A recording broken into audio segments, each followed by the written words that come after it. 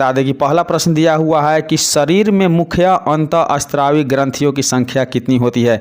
शरीर में मुख्य अंतःस्रावी ग्रंथियों की संख्या कितनी होती है, तो इसका सही उत्तर हो जाएगा आपका ऑप्शन सी अर्थात 8 होती है। चलिए देखते हैं दूसरा प्रश्न दिया हुआ है कि इनमें से कौन पुरुष प्रजनन तंत्र का भाग नहीं है। इनमें से कौन पुरुष प्रजनन तंत्र का भाग नहीं है, इसका सही उत्तर है आपका अंडाशय। तो कहा गया है कि सड़क कितनी भी साफ होती है धूल हो ही जाती है, इंसान चाहे कितने भी गुणवान क्यों ना हो भूल हो ही जाती है। तो चलिए बढ़ते अगले प्रश्न की ओर, और अगर हमसे भी कोई ऑब्जेक्टिव का उत्तर बताने में भूल हो तो चलिए क्षमा कर दीजिएगा। तो देखते हैं तीसरा प्रश्न दिया है कि गर्भ अवस्था की अवधि कितने दिनों तक होती है। आपको पता है कि गर्भ अवस्था की अवधि 270 से 280 दिनों को होती है, इसलिए इसका सही उत्तर है 280 दिन। चलिए बढ़ते अगले प्रश्न की ओर, लगातार आप वीडियो पर अंत तक बने रहिए।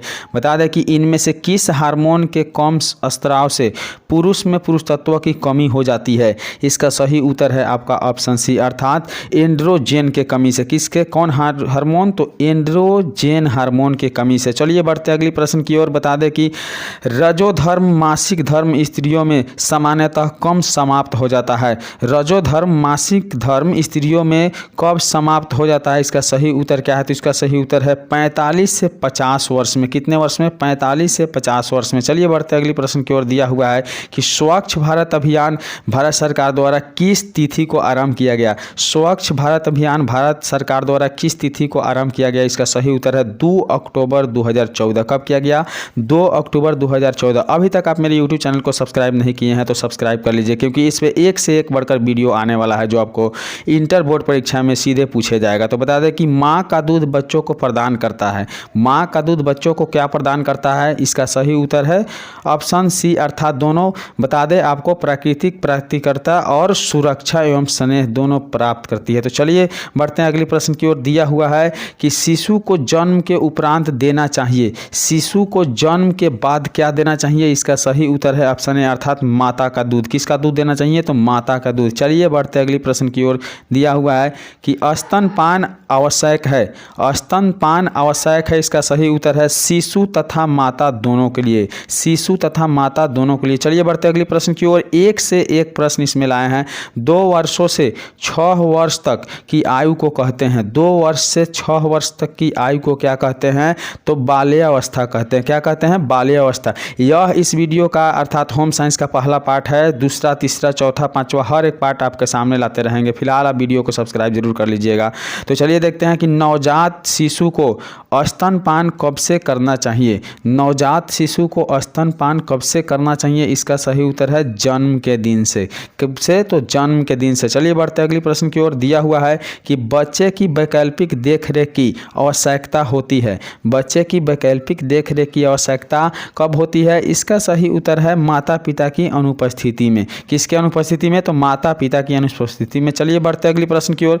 दिया हुआ है कि जन्म के समय नवजात शिशु की औसत भार होती है, जन्म के समय नवजात शिशु की औसत भार कितना होती है, तो 2.5 किलो से लेकर 3.5 किलो तक, अर्थात 2.5 केजी से लेकर 3.5 केजी तक। चलिए बढ़ते अगले प्रश्न की ओर। दिया हुआ है कि राष्ट्रीय प्रतिरक्षा कार्यक्रम के अंतर्गत बच्चों को किस रोग से बचाने के लिए विटामिन ए दी जाती है। कौन सी विटामिन दी जाती है, तो ए दी जाती है। इसका सही उत्तर है रतौंधी, क्योंकि रतौंधी होती है विटामिन ए की कमी से। चलिए बढ़ते अगले प्रश्न की ओर। दिया हुआ है कि भारत में स्वास्थ्य की समस्या क्या है, भारत में स्वास्थ्य की समस्या क्या है, इसका सही उत्तर है ऑप्शन डी अर्थात इनमें से सभी। सबसे पहले है संक्रमण रोग की समस्या, बढ़ती जनसंख्या की समस्या, पोषण की समस्या। अब बढ़ते अगले प्रश्न की ओर। दिया हुआ है कि निम्न में से कौन क्रियात्मक विकास नहीं है, निम्न में से कौन क्रियात्मक विकास नहीं है, इसका सही उत्तर है बोलना। चलिए बढ़ते अगले प्रश्न की ओर। दिया हुआ है कि वृद्धि से तात्पर्य है, वृद्धि से क्या तात्पर्य है, इसका सही उत्तर है इनमें से सभी, अर्थात शारीरिक आकार में परिवर्तन। वृद्धि निश्चित अवधि के लिए होता है, वृद्धि मापी जा सकती है। चलिए बढ़ते अगले प्रश्न की ओर। दिया हुआ है कि विवृद्धि से अभिप्राय है, विवृद्धि से अभिप्राय क्या है, इसका सही उत्तर है संख्यात्मक विकास। क्या है, संख्यात्मक विकास। चलिए बढ़ते अगले प्रश्न की ओर। दिया हुआ है किस बीमारी से बचने के लिए वैक्सीन को मुंह द्वारा बूंदों के रूप में डाला जाता है?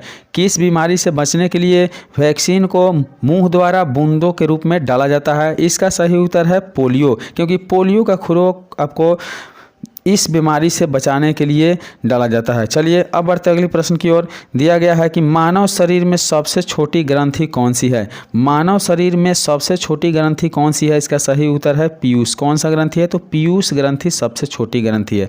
चलिए बढ़ते अगले प्रश्न की ओर। दिया हुआ है कि कितना प्रतिशत पानी की कमी होने पर बच्चे की मृत्यु हो जाती है? कितना प्रतिशत पानी की कमी होने से बच्चे को मृत्यु हो जाती है? इसका सही उत्तर है आपका ऑप्शन सी अर्थात 20%। कितना प्रतिशत?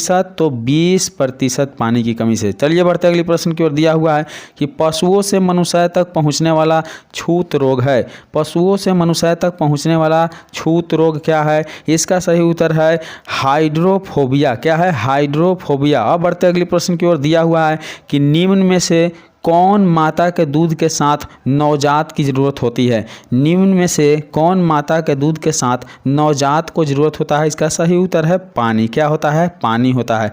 अब शैशवा अवस्था कितने वर्षों की होती है? शैशवा अवस्था कितने वर्षों की होती है? इसका सही उत्तर है आपका 0 से 2 वर्ष। कितने दिनों के? 0 से 2 वर्ष के।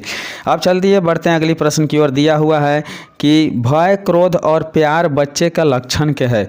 भय, क्रोध और प्यार बच्चे के लक्षण क्या है? इसका सही उत्तर है संवेगात्मक। क्या है? संवेगात्मक बढ़ता है। तो चलिए आशा करते हैं कि वीडियो आपको बहुत अच्छा लगा होगा। तो अभी तक आप चैनल को सब्सक्राइब नहीं किए हैं तो चैनल को सब्सक्राइब करके एक लाइक कर दीजिए वीडियो को और शेयर करना ना भूलिएगा। मैं दूसरा पार्ट जल्द ही लेकर आऊँगा। धन्यवाद।